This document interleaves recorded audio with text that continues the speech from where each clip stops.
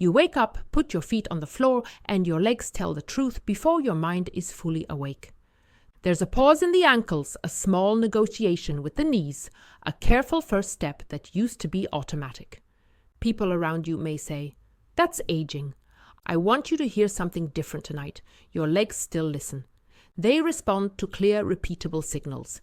Give them 5 good minutes a day, 5 minutes designed with purpose, and you can protect circulation, preserve strength, and keep your stride feeling like it belongs to you. This is not a marathon plan, not a gym contract, not a list of heroic tasks. It's a 5-minute walking fix you can do in your hallway, on your porch, in your kitchen, or around the block. Done most days, it becomes a hinge that opens the rest of your life. Steadier steps, kinder knees, warmer feet, a body that trusts itself again. Let me say the quiet part clearly. After 60, legs don't fail because the calendar turned a page. They struggle because the signals they receive get softer. We sit longer, we stand up fewer times, we take fewer stair steps.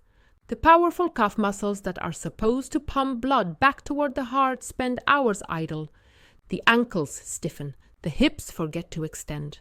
The nervous system, which once juggled balance without a thought, gets rusty from lack of practice.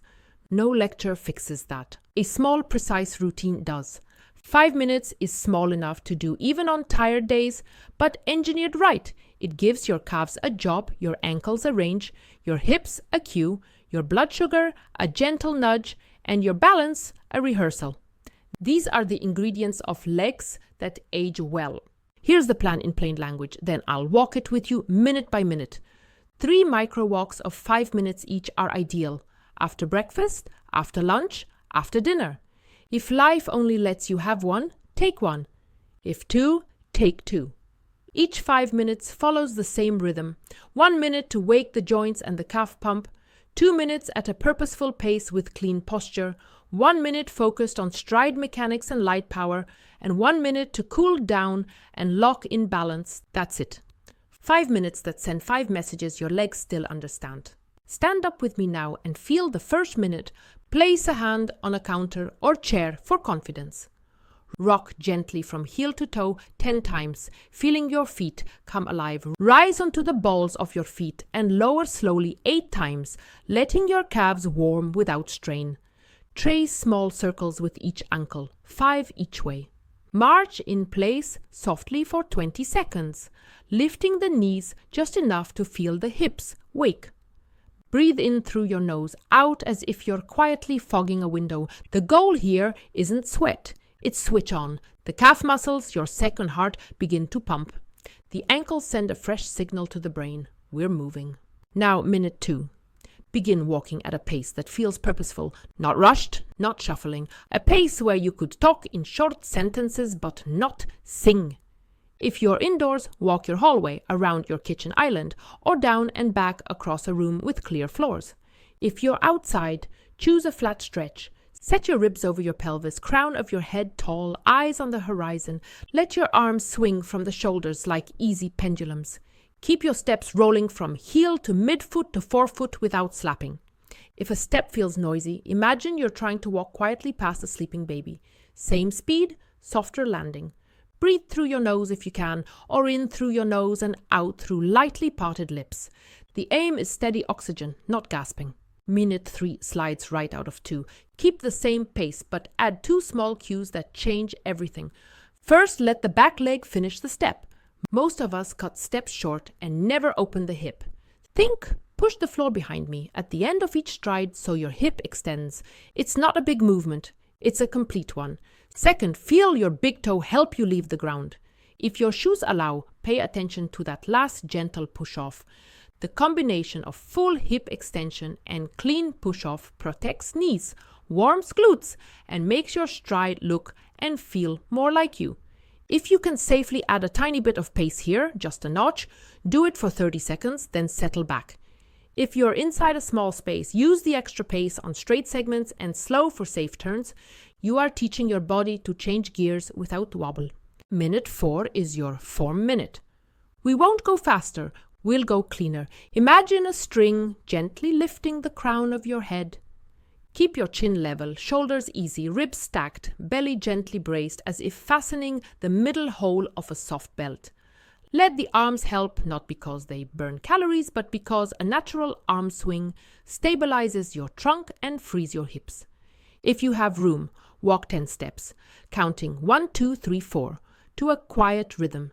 Then walk 10 steps, counting your exhales 1, 2, 3, 4, 5, 6. The long, soft exhale tells your vessels to relax even as your muscles work. If curbs or a single shallow step are handy and safe, you can use 1 or 2 reps as part of this minute. Step up with control, step down softly, then return to walking. Don't chase height, chase precision. Minute 5 is where you build resilience without wear and tear. Ease your pace. Let your breath lengthen. Walk as if you're cooling a warm engine. When the minute is nearly done, stop near a counter or the back of a sturdy chair and rehearse balance for 10 to 20 seconds. Stand tall, feet together, and find stillness. If that's easy, place one foot directly in front of the other like train tracks. Tandem stand and hold with a fingertip on the counter. If that's still easy, lift the back heel 1 inch and feel your ankle work. This is not a circus trick. It's a reminder to your nervous system that you still control your center of mass. Then shake your legs out, sip water if you like, and go on with your day. 5 minutes done, message sent. That's the fix. Now let me show you why it works so you believe in it enough to keep it. The heel-to-toe roll and calf raises in minute 1 turn on the calf pump. That helps move blood and lymph from your lower legs back toward your heart. That means less pulling, less heaviness, warmer toes, and calmer ankles by evening. The purposeful pace in minutes 2 and 3 nudges your blood sugar in the right direction after meals. Muscles act like sponges for glucose, and even a 5-minute walk tells them to open the door. That steadier sugar helps your legs hold on to the energy they need. The hip extension cue in minute 3 protects your knees and wakes your glutes, the big drivers of stairs and chairs. The 4-minute recruits your deep stabilizers and rehearses posture, which reduces the shuffling that shows up when people get tired. The balance hold at the end teaches your brain and ankles how to cooperate. That is how you take fewer saving steps when a bus jolts or the dog changes direction on a leash. Let's place these 5 minutes in real days. After breakfast, before you touch the sink, do your first round. You'll feel your body finish the night and begin the day on purpose. After lunch, the second round is a gift to your blood sugar and your energy. When the afternoon slump would normally arrive, you've already told your circulation to stay alert. After dinner, the third round keeps evening stiffness from hardening into next morning's negotiation with the floor. If 3 is too much today, choose 1. If you're able, choose 2. If your schedule is chaotic, anchor 1 round to something you never miss. Boiling the kettle, brushing your teeth, or putting away the news. The routine clings to the habit like a magnet. Shoes matter less than people think, and more than marketing suggests. You want a pair that's comfortable, supportive, and makes your toes feel uncramped. A wide toe box lets the big toe do its push-off job. If you prefer walking in socks at home, make sure your floors are clear and your socks have grip. If you need an assistive device, use it with pride. A cane well used is an independence tool, not an admission of defeat. Safety always wins, because safety lets you repeat the plan tomorrow.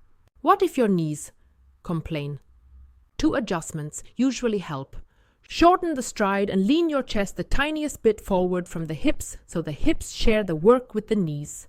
Keep your steps quiet and your weight rolling evenly across the foot. If downhill slopes irritate your knees outdoors, loop back to flat ground instead of forcing a descent.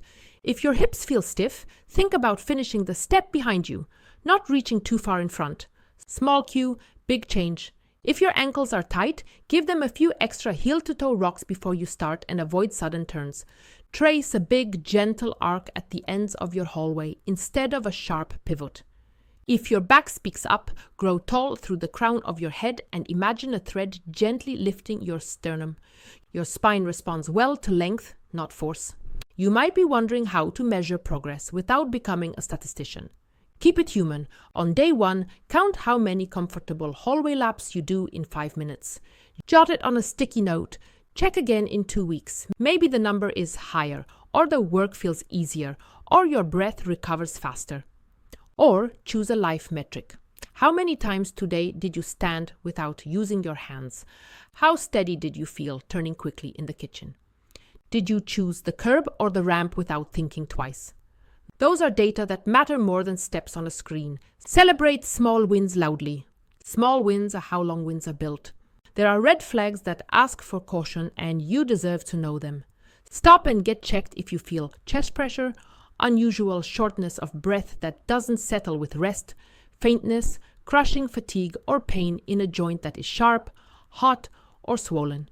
If you live with balance challenges, start with your 5 minutes holding a countertop for the first week. If you've had a recent fall or surgery, match the plan to the range your clinician advised. Half steps count when they're clean. If you have peripheral neuropathy and your feet don't feel the floor well, keep lights bright, floors clear, and turns slow. Walking poles or a cane can make this fix safer and more doable. If you manage blood sugar, you'll likely see that short post-meal walks help your numbers, but keep your regular checks and follow your plan. If you use oxygen or have breathing limitations, slow the pace and lengthen your exhale. The point is rhythm, not speed. Let me give you a few lives that feel familiar so you can see yourself in the plan. Rosa is 72 and says her legs are asleep until mid-morning. She places a sticky note on her refrigerator that simply says 5 after breakfast. She starts with heel-to-toe rocks at the counter, walks her hallway at a pace that feels like purpose, finishes with a 10-second balance hold. On day 3, she laughs because she forgot to grab the chair back when she stood up from coffee. 2 weeks later, she notices that the first flight of stairs at her daughter's place no longer demands a pause. She didn't get younger, she got signals back. Matteo is 76 and used to be fast. An old knee injury makes him wary. He raises the floor by choosing his kitchen for the routine, not the sidewalk. He wears supportive shoes and keeps one hand near the counter on turns.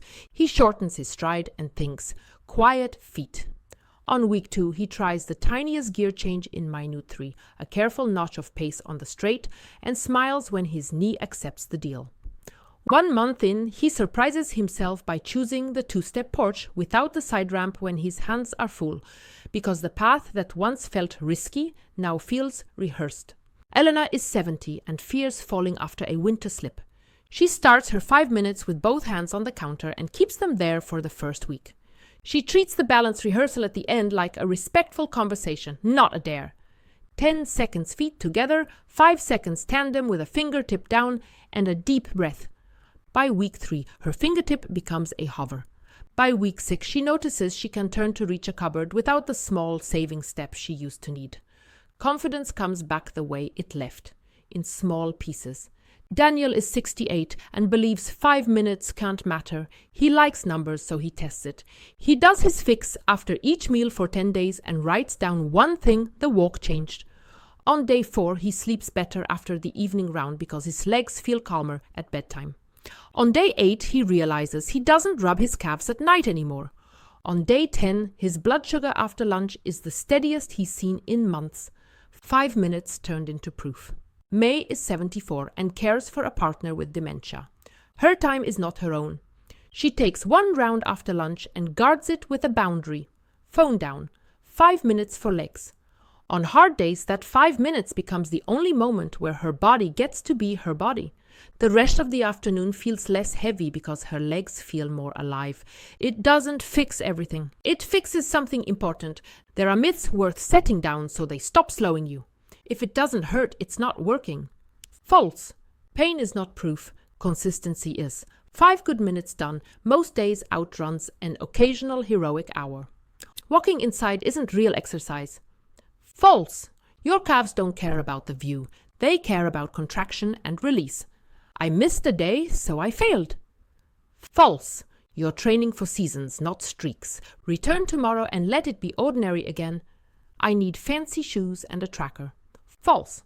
You need clear floors, a decent pair of shoes you like, and a quiet promise to yourself. Let me add 2 tiny upgrades you can layer in when you're ready, not before. First, on days you feel good, sprinkle 3 cadence bursts into minute 3, 10 steps where you increase your step rate slightly without lengthening your stride, then back to normal. It's a coordination drill, not a sprint. Second, once a week, if your joints allow, do your 5 minutes on a gentle slope or a small hill. Walk up with short, quick steps and a proud chest. Turn and walk down with soft knees and quiet feet, or skip the downhill and loop back to flat. Hills wake hips politely.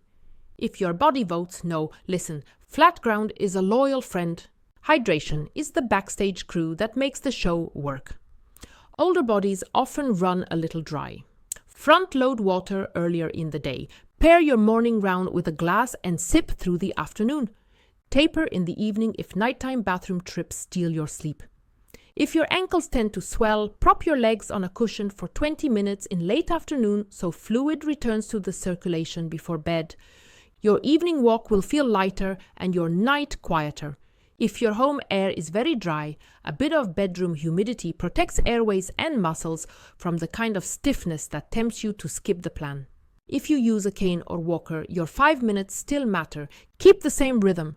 Let the device move with your opposite foot. Focus on rolling through your foot and standing tall at the top of each step.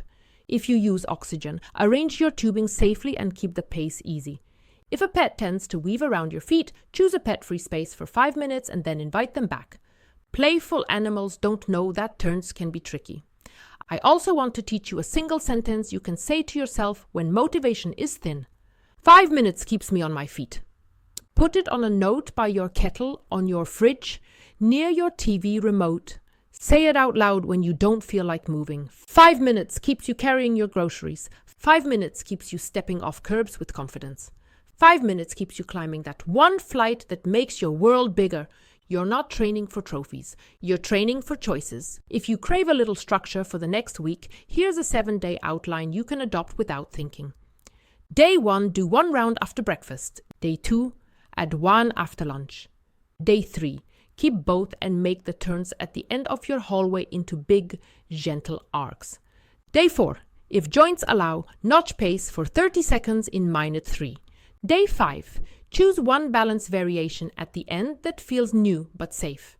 Day 6, invite someone to join you, a partner, a neighbor, a grandchild, and teach them the heel-to-toe roll. Day 7, pick your favorite time of day and promise it 2 weeks more. You've built the groove. Now ride it. As you practice, you will notice 2 kinds of change. The first is physical and shows up quickly. Less morning stiffness, warmer feet by evening, fewer saving steps when you turn. Less pressure in your calves after sitting. The second is mental and more important, the return of trust. You will start to move as if your legs are on your side. You will choose the chair without worrying how you'll rise. You will take the longer route through the store because you want to, not because it's the only option. This is what 5 minutes buys you, not a statistic, a life. I'll end with a picture I want you to carry into tomorrow morning. The house is quiet. The light at the window is soft. You stand by the counter and rock from heel to toe. You rise onto your toes and lower with control. You make 2 little circles with each ankle. You walk your hallway with purpose, shoulders easy, breath steady, steps rolling like they used to. You finish the minute with the best posture you've made all day and a balance stand that tells your brain, we've still got this. You smile, not because the walk was grand, but because it was yours and you kept your promise. You pour your coffee or tea, take on the day, and your legs come with you. If you want 1 line to anchor the habit, make it this: 5 minutes 3 times a day.